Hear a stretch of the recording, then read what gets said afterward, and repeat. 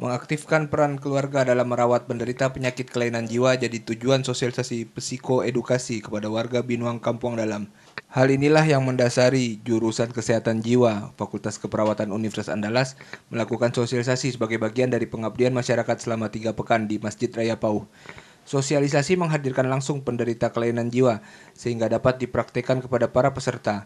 Seperti apa yang harus dilakukan serta pendekatan bagaimana dalam menangani penderita penyakit kelainan jiwa. Sosialisasi menghadirkan pemateri berkompeten di bidang kesehatan jiwa.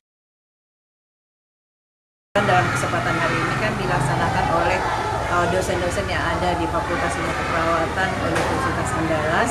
Itu sangat bermanfaat sekali karena kegiatan ini menunjang kegiatan yang merupakan bahagian dari kegiatan yang harusnya dilakukan oleh Ikatan Perawat Kesehatan Jiwa. Jadi kami dari organisasi profesi itu sangat bangga sekali dan memberikan apresiasi kepada dosen di Fakultas Ilmu Keperawatan.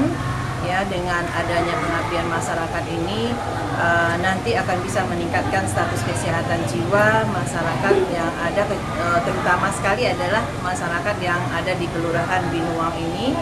Keluarga yang memiliki anggota keluarga dengan masalah kesehatan gangguan jiwa bisa merawat dirinya sendiri, bisa merawat anggota keluarganya secara mandiri. Kemudian punya kontrol terhadap pengobatan yang bagus, kemudian bisa melakukan pengobatan secara mandiri. Itu harapan kami sehingga tanda gejala yang dialami pasien gangguan jiwa itu bisa teratasi. Sehingga pada akhirnya pasien gangguan jiwa bisa produktif kembali dan bisa melakukan aktivitas seperti orang yang sehat jiwa.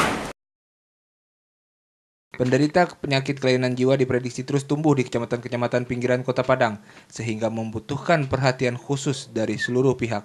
Salah satu yang dapat diintensifkan adalah perawatan sejak melalui peran keluarga. Tim Liputan Padang TV.